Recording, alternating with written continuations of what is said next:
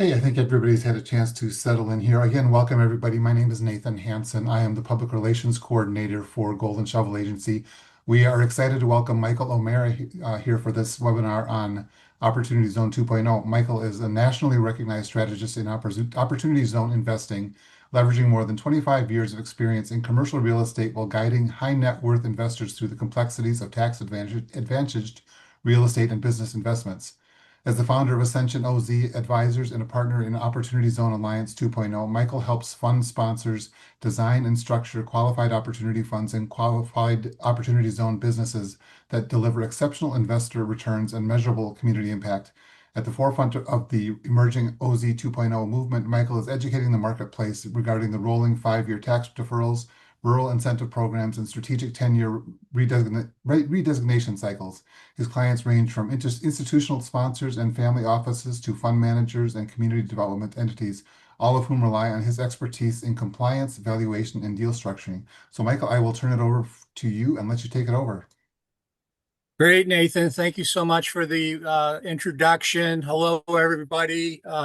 Mike O'Mara from Ascension OZ Advisors. I'm sitting up outside of Boston in Massachusetts today, and I hope everyone is doing well out there. I'm really excited for this opportunity through Golden Shovel to present today.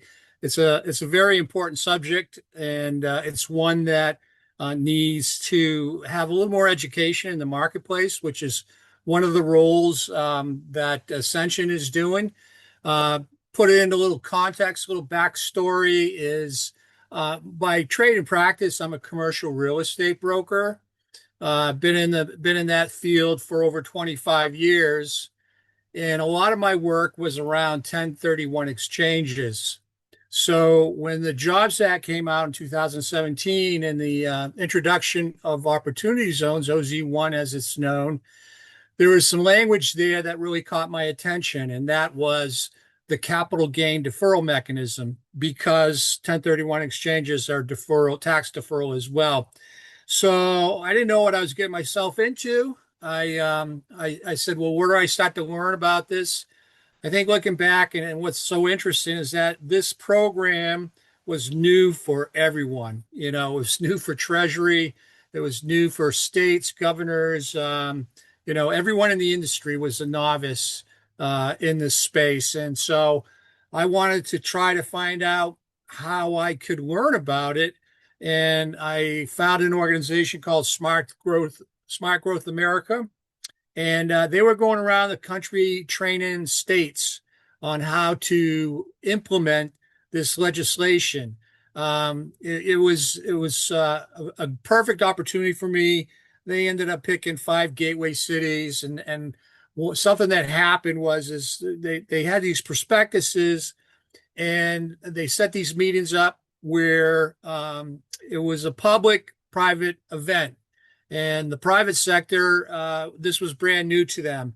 And what I saw immediately was there was a gap. There's a gap of how the marketplace is going to interact with this OZ legislation, and how the private investors going to understand how to deploy this legislation. So fast forward, that came online, really 2018-ish. There were still some open questions that Treasury needed to resolve. So there was not enough clarity for the market to really start. But eventually we got through that, and so the legislation was live, although it was never permanent. That wasn't the intention back then. It was set up to expire the end of this year, 2026, end of December. So there were a lot of successes, but there was probably some failures out there. There was misinformation. There were people that were complaining it was another tax loophole for the wealthy. And there were some things that really kind of, what I would say, missed the mark a little bit as far as, the impact and so forth. There wasn't any reporting requirements. So as we were getting closer to 2026 and the sunset, there was a lot of work behind the scenes with folks with Treasury and Congress and Senate, and they came together to create a new, tighter OZ 2.0 legislation that I like to call it. And so that became part of the big beautiful bill and became permanent. So this is a tax incentive that's permanent now, and it will run in 10-year cycles. Um, so let me pull up the deck. What I'd like to say is that I look at OZ1. To use a golf term, it was a mulligan. There were just a lot of things that could have been a do-over, and that's what we've tried to uh, create here is really cut through some of the noise and some of the issues with the legislation. My objective today is kind of just to give you the framework as the first go around. There's going to be a variety of other information and webinars coming up, but we titled this a strategic guide for governors on a decade defining opportunity, and it's how to prepare for the nomination window. Um, that what's happened right now is the governors are going to begin the nomination process beginning of July, and it will go for 90 days through September. There'll be a 30-day extension. And then at that point, they'll submit those sites that have been nominated and designated, and Treasury will finalize it. And so once those tracks are finalized, that's when investors can really start to go to work and build new funds. There's clarity right now. There are several maps out there. If you go to Novogradac or EIG, they've got some good maps that kind of overlay where the OZ1 census tracts are, which there were about 8,700, to what OZ2 is going to be, which is approximately 6,500, or give or take. I don't have the exact numbers. And a lot of these zones are going to overlap the OZ1, but then there's going to be a lot that fall out and new ones come in. And the reason why is that the original legislation was based on 80% of MFI. It's been tightened to 70% MFI, or 20% poverty ratio. The reason for that is that the concentration of OZ equity investment was more urban core. And so they really are looking to direct more capital into the rural marketplace, which I'm really excited about. And they've created some better incentives there. So as we're in a window where it's kind of a gap, and it's almost dead, but there are still some things getting done with OZ1 where people are still investing in that. But what you'll find is that the incentive to really make an investment right now into OZ1 is not there because the benefits are so much better. And so what is an opportunity zone investment? What does that entail? That is any investor that has a capital gain that they're willing to invest in an opportunity zone fund, a QOF or a QOZB. And for that, they get a deferral of that capital gain. So that was really a big motivator. The biggest of them all, though, is the 10-year hold. And that's a nuance that is a challenge for some sponsors because they're used to, developing and selling and flipping, and they can't do that to maintain their eligibility. It's a 10-year hold, and it's the same. You can get out of deals. You just won't get the benefits of this legislation. So the intent is for an investor with a capital gain to make an investment in a QOF or QOZB. They will have to wait for 10 years. The good news is that capital gain deferral is delayed for 5 years. It's a rolling 5 years. So, whenever an investor comes in, They start at day one and they go for 5 years. And then at the end of 5 years, your capital gain deferral will be due. And so, it's kind of like an interest-free loan from the government, but you do have to plan for the payment of the deferral. There's two clauses here that are important to understand is that there's a 10% step up and a 30% step up. The 30% is for rural. The 10% is anything else. And how they define rural is 50,000 in population. Anything that's greater than 50,000 is an urban. And so you'd have a 10% step up in basis or 30% if you're in rural. So what does that mean?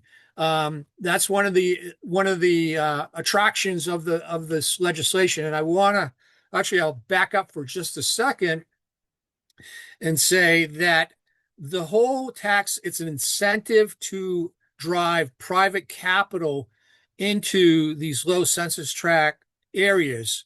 And it's the last or the top layer of the equity stack.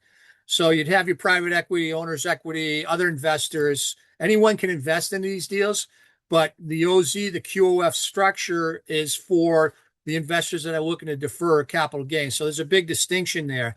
Some people just think that it's all deferred capital, and that's not usually the case. But so then with the rural zone, to make it more attractive, they're doing a 50% step up in basis. So what does that mean? Say you put in $1 million, that's a capital gain.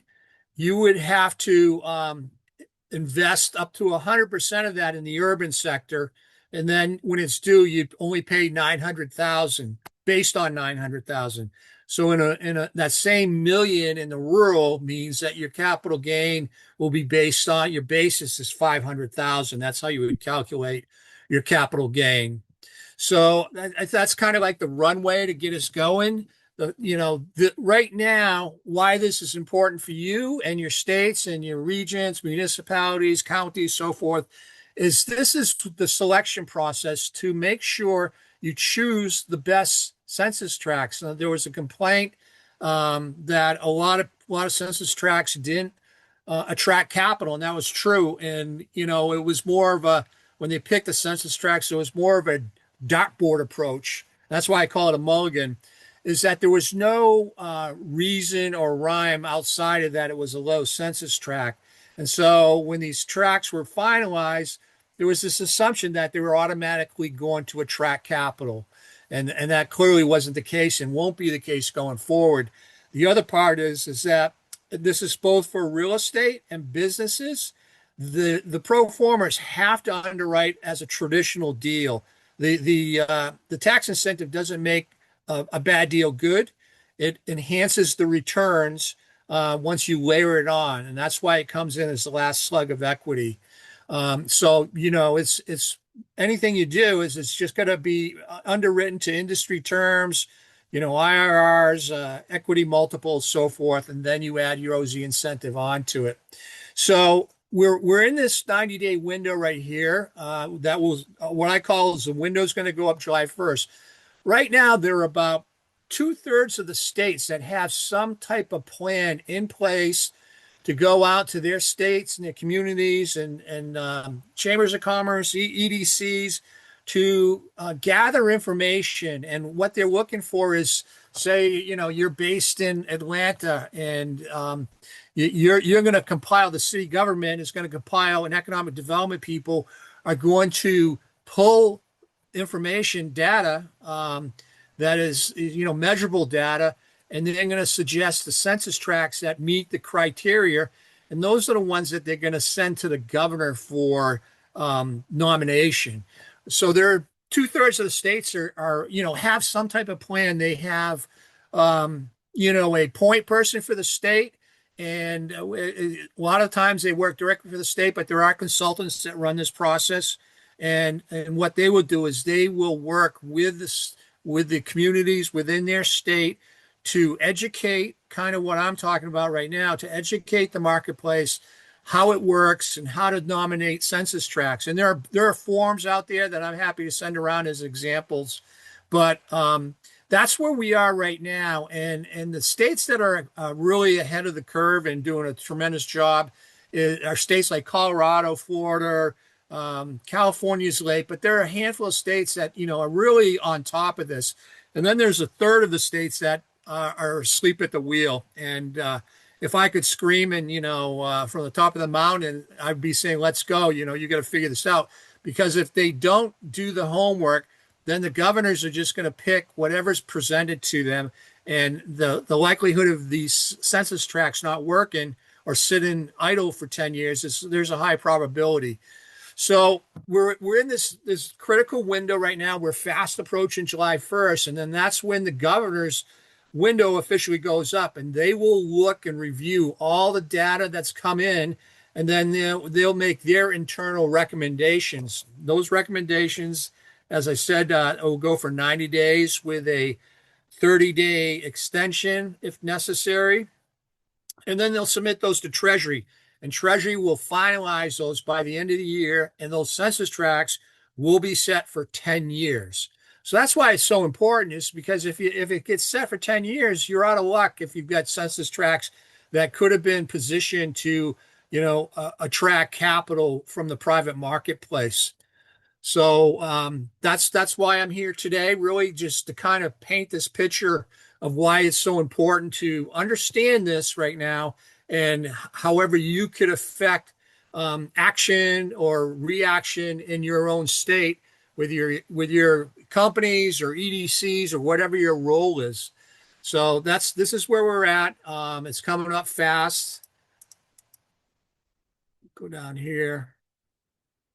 This is another timeline here. Big, beautiful bill.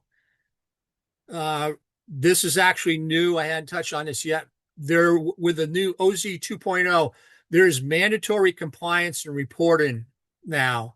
And it's the main form is called a working capital safe harbor plan. That's getting in the weeds for this call. I won't go there. But here's this nomination window, and then these zones will be activated.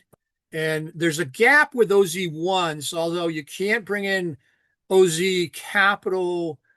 You won't get any benefits if you bring in capital for OZ1. But if you go through 2028, those zones are still in effect, and you can raise capital.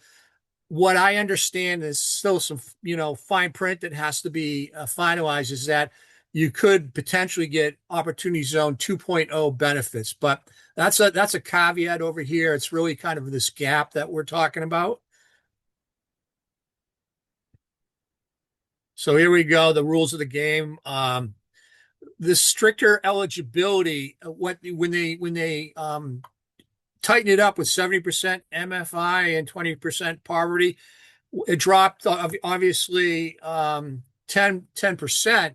Well, what that's done is, out of the eligibility of census tracts, and by way of example, I think in OZ1, there was probably 25,000 round numbers that were eligible, and of those, 8,700 were picked.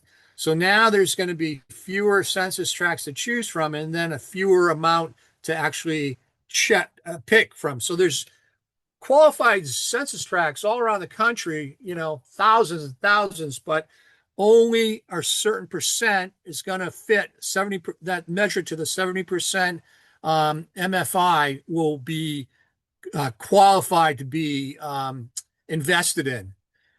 Number two here, no more discretion. There was this little, I would say it's almost unwritten, but there was this segment of the OZ1 legislation was called, you could invest in contiguous tracts. So that would mean a tract that's just outside the boundary of a low-income census tract. So we saw a lot of that.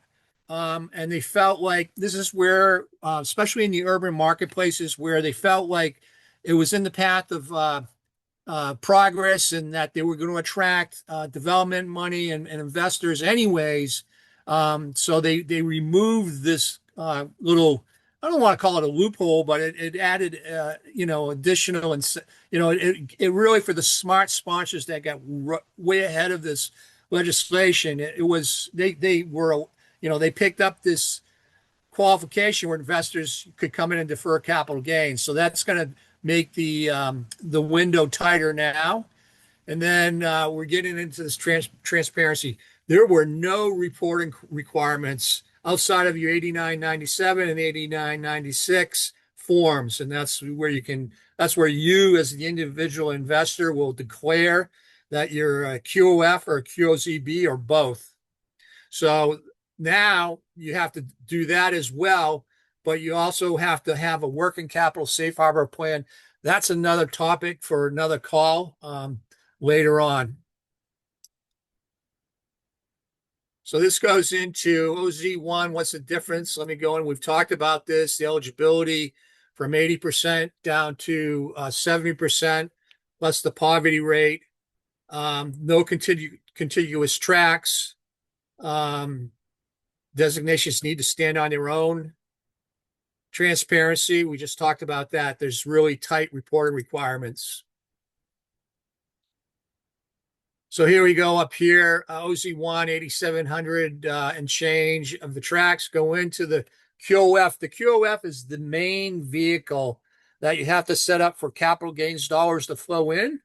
And it flows down through a funnel. And on a project level, it's what's called the QOZB, which would be the real estate project, or it could be an operating business. So here we're showing a drop of 20%. Which drops down to 6,340 estimated. So here we go. The smaller pool of eligible tracks makes the governor's 25% nomination cap a more significant strategic decision. So there will be communities that will be competing against each other, and again, there's more census tracts that then can be nominated. So that's why the folks that are out ahead of this, they're going to have a clear advantage. So that's something to keep in mind. So this goes to the transparency and the accounting of it. The opportunity funds are reported to the IRS Treasury. This is where they're going to get the data now. Once this information is collected, where then they'll be able to report to the public. And over here, that they're really looking for the impact now, from jobs to income increase, things like that. So there's 6 and 11 years, they'll publish those reports. So that's going to really be something very tangible to show the marketplace that this legislation is doing what it's intended to. There are estimates across the board out there of how much equity that's come into OZ1. It's published by Novogradac, and that information strictly comes from tax returns that they can track in the marketplace. And it was in the billions. I don't have the exact number, but it was a lot of equity. And you'd say, well, where is that equity? Where did it go? And here's something that happened in the OZ1 is most of the investment went to real estate projects and urban cores. And a vast majority of these projects were big multifamily deals that were what I would call more luxury than workforce or affordable. And so folks, again, we're saying, well, this isn't impacting the right constituents. And so that's what this is intended to do, is make it a little more tighter. There was 80, it was, I'm sorry, there's a tractor going by me out front right now. There was, I just lost my thought. I'm sorry, it'll come back to me. Here we go, the core strategy of balancing the community need with investment opportunities. So here's the needs. Poverty rates, disinvestment, business formation gaps, distressed housing, the opportunity over here, capital readiness, shovel-ready projects. I'll stop there. That's a really important thing. Once the window goes up and investors can start deferring gains into OZ2, they only have 180 days to place that gain. So there's a window, and those gains, they move and they come and go like the ocean, in and out, where you have there's a real opportunity that the investor is going to miss an opportunity, which means the sponsor's missing an opportunity too. So the opportunity side, capital readiness, the shovel ready projects, existing infrastructure, the zoning alignment, and who are your anchors. And then when you get into the rural communities, there's going to be a big push on healthcare. I'm not sure if anyone's familiar with the healthcare legislation out there, where they're have set a 50 billion, and they're going to put uh, 10 billion or 5 billion to work in the rural markets every year. So there'll be a lot of opportunity to follow these healthcare, if it's hospitals, medi-clinics, or what other infrastructure, they'll be able to follow that. You'll be able to follow those and make certain that you've got a project that's going to be able to stand on its own.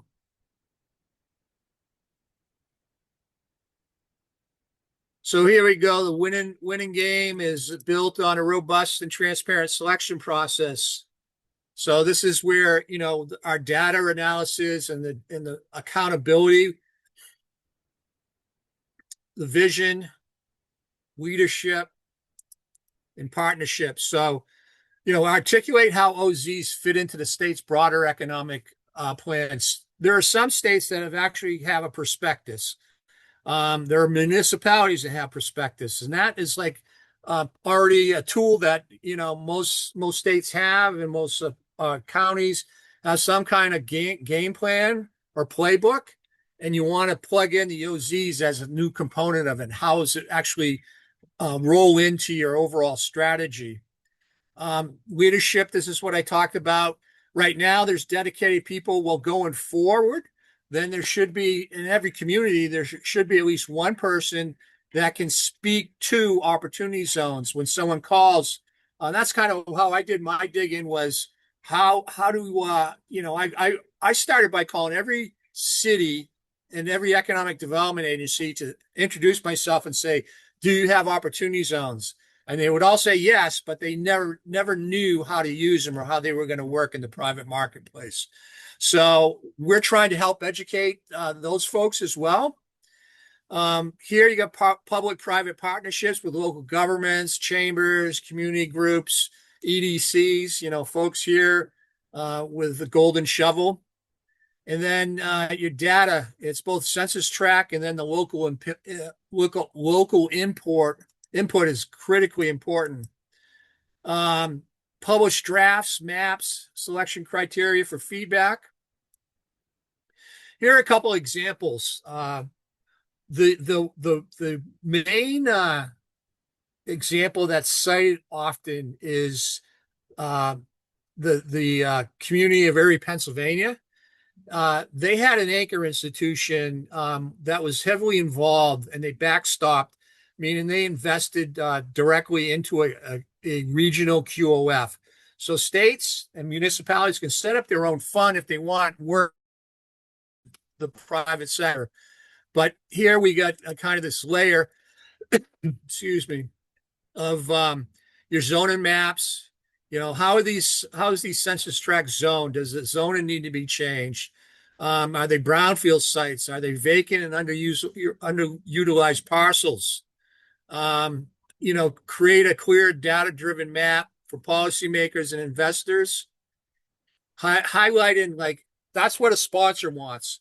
They may have a tenant they're working with, or some type of company that's, looking for this particular type of site in the OZ census tract. And so the sponsor or the tenant's going to come to you and they're going to ask, what's ready? What's shovel ready in the OZ space? And so that's important that you can put this information together. And again, it could be separate or it could be part of a prospectus. So, there are a couple of GIS platforms out there. I know there's one that's predominant for most EDCs that, you have some type of geospatial tool to pull this information together. So here's another one. This was important. It was this is where DC, they really put together a great playbook, and they got buy-in from the community. And that's the thing. I'll give you an example, of what people are afraid of is in the rural markets, in these OZ rural markets, is the data center. equation that everybody is running up against and that, communities don't want these. So it's important to do your early due diligence, working with public sector, and create partnerships, consultation with the neighborhood. So what they did is they had a 7-step process, and they overlaid these incentives, the results, selections that were deeply aligned with city priorities and had community backing, and it became a collaborative environment. So the takeaway: public inclusive process builds the credibility and local support needed to de-risk the investment. That's a key word: de-risk these investments. So here we go. This 6-step action plan here. Uh, it's not too late. Form a task force, or if your governor's got someone in place, reach out to them. If they don't, reach out to them and ask them what they're doing. You could be the difference maker as far as a successful census tract selection. Here we are. You're going to map the eligibility. The eligibility is public right now. As I said, it's through, you could look at Novogradac, or you could look at EIG as an example, to get these maps, to see what overlays, and we'll be able to tell you certain things. Ports, industrial parks, corridors. You need to get into your community, engage the stakeholders. Obviously you do that when you got a deal going forward, but the community should be informed of what you're doing, how this can create a positive impact. Then we're going to get to publish the draft maps, and then finally there'll be the final nominations. And here's the big kicker here: you can only nominate up to 25% of your eligible census tracts, or a minimum of 25 total. So that's, you could have 400 census tracts, and you can only nominate up to 100. So then you'll have the map, and this map will now be set for the next 10 years. So the goal right now is to hopefully pick the right census tracts and be ready with shovel-ready projects, because sponsors are going to be lining up to once they can take in capital gains, which starts after January 1st of 27. Touching on the rural real quick, because I'm really bullish about the rural. I grew up in a rural community. I know a lot of the struggles that they have, and so the Treasury and Congress, they really enhance the advantages to the incentives for the rural zones. These are some target industries that we put in here, and obviously data centers I just mentioned, but energy. It can go for infrastructure, logistics hubs, but things like medical, housing, affordable housing is just, we have such an issue with the housing in our country. So there's expectation affordable housing will be a bigger food group. When OZ1 came out, they thought that it was going to be maybe 60-40 of real estate deals and then businesses. And when I say business, a business can physically locate within an opportunity zone. That's what they have to do to qualify. And it became more like 95% real estate and 5% businesses. So the hope is to see much more business going in. And this would be a tremendous tool as your EDC. When you're going out recruiting businesses for an industrial park, or you've just got this phenomenal census tract that has everything in place to use to recruit businesses. So it's an untapped tool that EDCs haven't leveraged yet. Here we go. Let's talk about the state and local coordination. The state is the lead horse here, but the local readiness is what's going to drive it. If they don't pick the right census tracts, then, chances are you're not going to attract any capital, and it's going to be a long wait for 10 years. So the local levers to shape outcomes: the zone of impact, clean house, conduct regulatory reviews to reduce permitting barriers and align local incentives. So that's something I hadn't touched about is, especially when you get into affordable housing, or what other tax I want to distinguish an incentive, which is this private capital, where versus LIHTC, new market, TIFs, TODs, things like that. Well, those are layers of the capital stack, and then the OZ equity would layer on top of that, which really helps promote the returns on these deals. And just last slide here, setting up this map is a powerful lever. And it's right now, 90-day window is fast approaching. I want to, I'll stop sharing here for a minute. Want to share a free AI tool that our partners have developed. It's free, and I'd welcome you to jump in and take a look around. It leads to a back end, which will be a subscription based, but I'm not trying to sell that. I just want to make sure I give you access to whoops, did I stop sharing here or not? Let's see here. Okay, here we go. Let me drop this in here. Take a look at this, and I'll put my contact info in here. Nathan, we could open it up for any questions Yeah, if great. you'd like.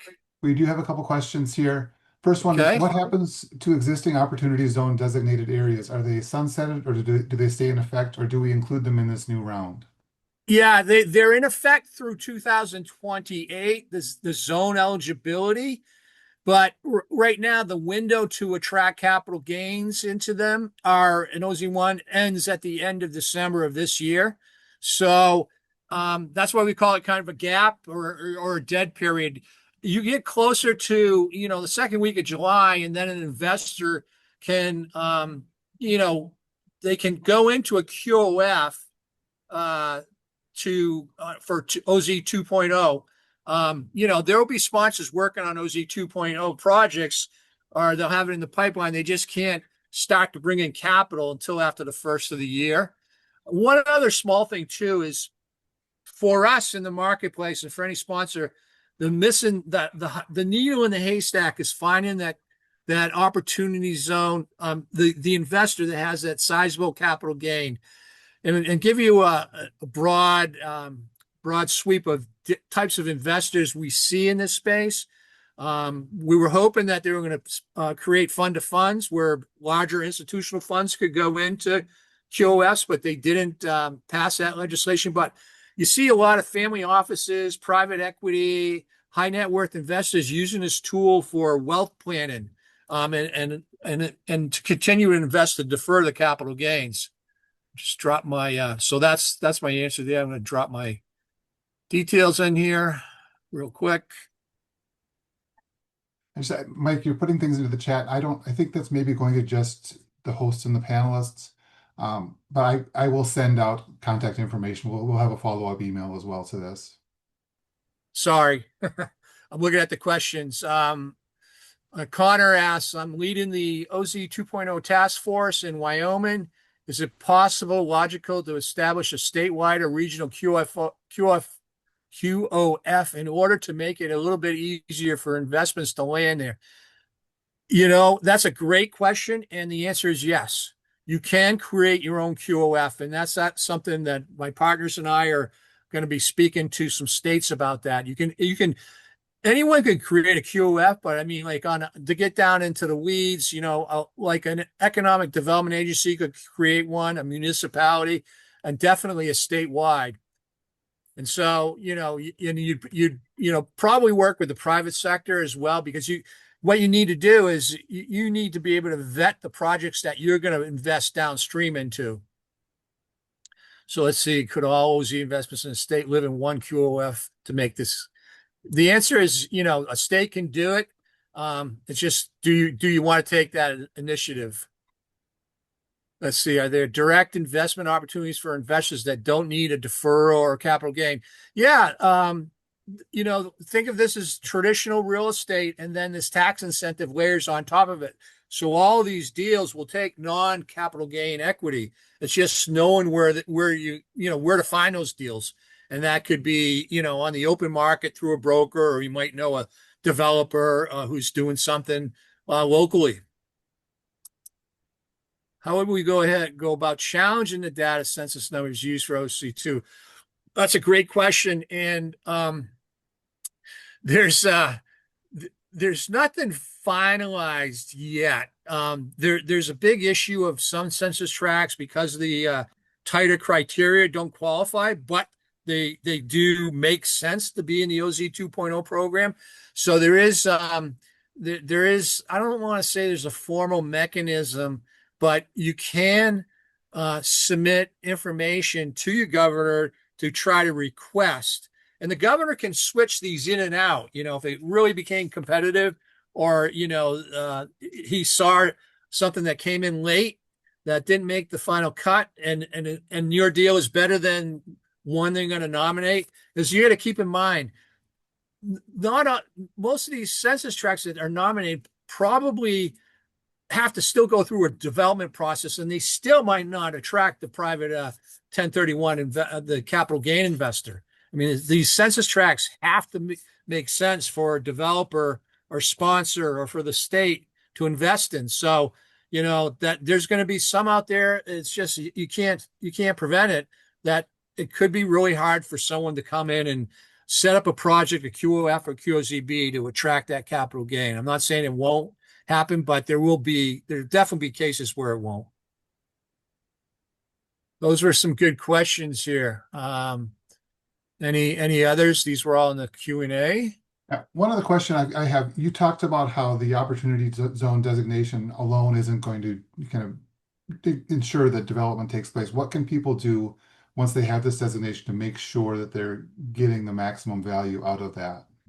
Yeah, you have to market them. That's why it's important for EDCs to, be working with their local stakeholders. Your markets better than anyone, and you might know what businesses are looking to move or what developers are already in front of you that they could be, the developers could be moving forward and they don't even know that they're in, an opportunity zone.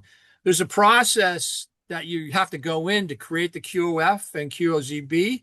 And so one of the challenges, honestly, is educating private sponsors that want to play in this arena. And, it's long-term wealth creation. You have to stay in 10 years. And most developers, typically are the merchant developers. They're going to build something and they're going to return the capital to the investors, and they're going to sell it. And they'll just, that's what they do, rinse and repeat. But I'm sure more developers are going to become aware of this, and it can be the difference of being successful with raising the total equity. Great, thank you. Another question here. In Nebraska, we already submitted our application for our qualified tract. We had a tract that qualified under OZ1 that wasn't eligible this year, but based on your last comment about speaking with our governor, is that something you still think is feasible if we want to vouch for the other tract? Is the area of Yes. the community that is going to see the most major investment for the next decade? Yes. You would definitely want to try to get it. There's, I don't know if you call it an exception, but you would definitely want to have that conversation with the governor.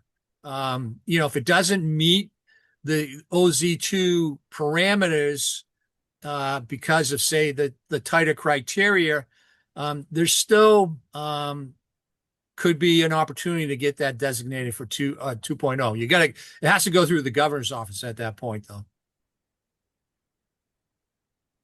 And that's a great question. And it's one that hasn't fully been answered, to be honest with you. So that, there could be some late breaking tweaks to the legislation. We kind of get those through Novogradac or EIG. They're the two big groups that work directly with Treasury and Congress and so forth. So, we get inside looks sometimes at what might happen or might not. But that's an issue that's out there. People are aware of it, and I think they'll have more clarity as we start to go through this 90 days. Great. One more question. Generally, what information will need to be tracked and reported? What role will EDOs play in reporting? Yeah, well, it's not the EDO's job. It's the investor, the QOF, the fund, and the QOZB, which is the project level.